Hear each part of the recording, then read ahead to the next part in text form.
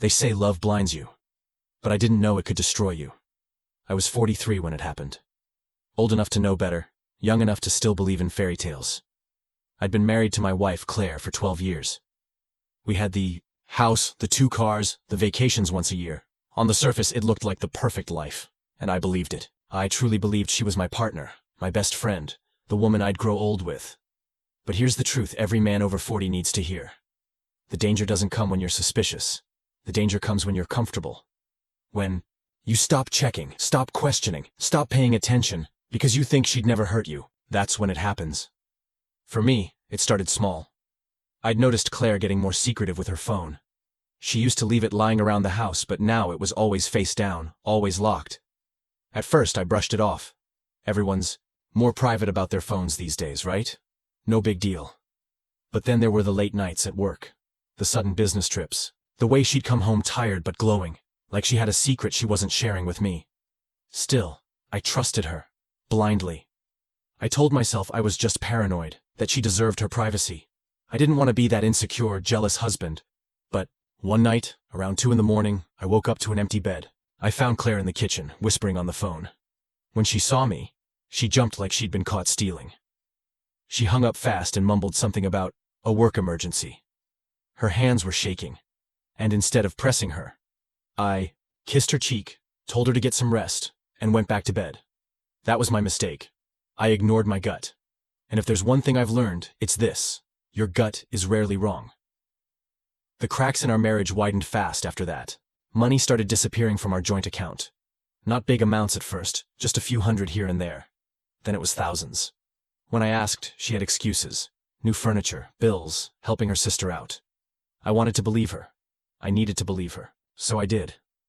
But everything came crashing down the night I got a call from my buddy Tom. He was out at a restaurant across town and swore he saw Claire there. She wasn't alone. She was sitting at a corner table with some guy, laughing, holding his hand. My heart dropped. Still, I defended her. I told Tom he must have been mistaken. I told myself maybe it was just a client. Maybe it was innocent. The next day, Claire came home late again. I asked her where she'd been. She looked me straight in the eye and said she was at a work meeting. And for a split second, I almost believed her. But then I remembered Tom's voice on the phone, the way he described her dress, her smile, her hand on that man's arm. I felt something snap inside me. That's when I decided to find out the truth. I didn't confront her. Not yet. Instead, I played the fool. I acted normal, but I hired a private investigator.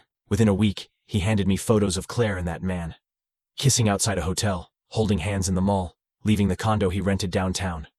My wife, the woman I trusted with everything, was living a double life. But it didn't stop there. The PI dug deeper and found something even worse. Claire wasn't just cheating. She was planning. She'd been meeting with a divorce attorney. She was gathering financial records, moving money into accounts under her name, and even talking about filing for full custody of our kids. Do you understand what that means? She wasn't preparing to leave me. She was preparing to destroy me, to take the house, the savings, the kids, everything I'd worked my whole life for. And the scariest part? I never saw it coming, because I'd trusted her blindly. I can still remember the night I confronted her. I laid the photos on the kitchen table. She froze, staring at them with wide eyes. Then, instead of crying or apologizing, she laughed. A cold, bitter laugh that cut straight through me. "You were never supposed to find out," she said. Just like that. No shame. No remorse. That's when I realized something men over 40 don't want to admit. The woman you think you know, the woman you built a life with, can turn into someone you don't recognize. Someone who looks at you not as a husband, but as a stepping stone, a wallet, a man to be used until she's ready to trade up. And I'll tell you right now, what she did next nearly ruined my life forever. She didn't beg me for forgiveness. She didn't deny it. She just sat there across the kitchen table, arms crossed, staring at me with this cold smirk, like she'd been waiting for this moment. And then she said the words that made my blood run cold. "It doesn't matter what you found. The law is on my side." That was the moment I realized I wasn't just in a broken marriage. I was in a war, and I was losing before the first shot was even fired. The very next morning, a manila envelope showed up on my doorstep. Divorce papers, full custody demand, spousal support, division of assets tilted completely in her favor. Claire wasn't playing games anymore. She'd been planning this for months, maybe years, and now she was executing it like a general leading an army. I wanted to scream, to throw her out of the house, but my lawyer told me something I'll never forget. If you let your emotions control you, she'll destroy you. Stay calm. Be strategic. So I bit my tongue. I went to work every day like nothing had changed. I tucked the kids into bed with a smile, even though I wanted to cry. And behind the scenes, I worked with my attorney to build my defense. The weeks that followed were hell. Claire moved out, but she wasn't alone. She went straight to that man's condo, the same guy from the photos, and she paraded him around town like they were already married. I'd hear whispers from neighbors, see their car pull up when they came to collect the kids for weekends. Every time, it felt like another knife in my back. But the worst part wasn't the betrayal.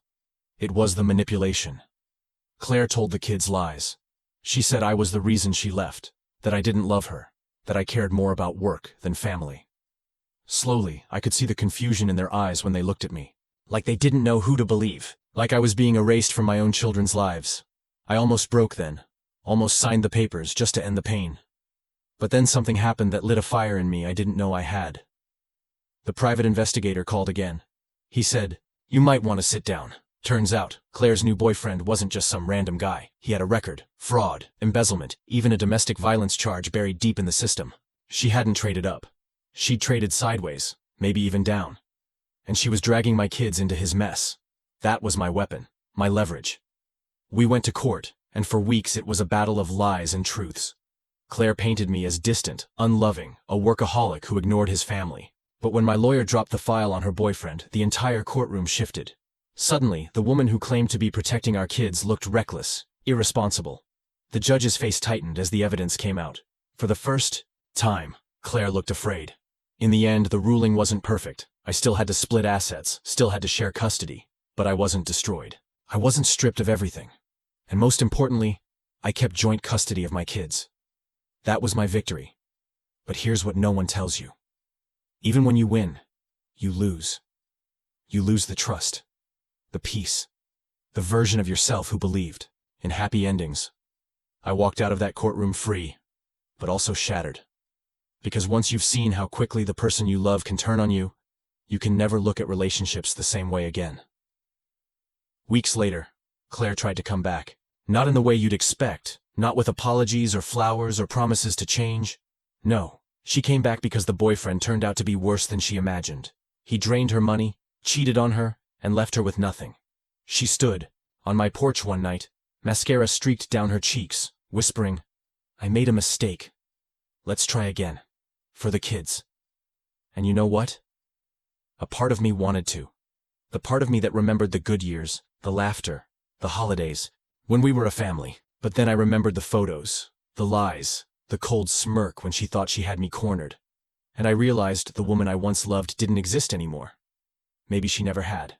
So I told her no. I shut the door. And I never looked back.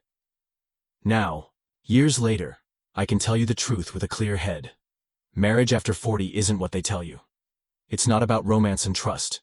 It's about awareness. About protecting yourself, your future, your sanity. Because blind love is a gamble, and the house always wins. The hidden danger isn't divorce itself. It's the fact that you don't see it coming until it's too late.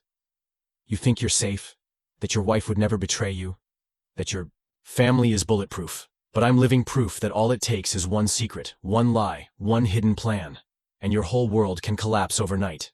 So if you're listening to this and you're over 40, hear me now. Don't ignore the signs. Don't dismiss your gut. Don't put blind trust in someone just because you share a house and a last name. Protect yourself. Pay attention. Because the person you trust most might be the one sharpening the knife. And if you think it could never happen to you, well, that's exactly what I thought. Right up until the moment it did.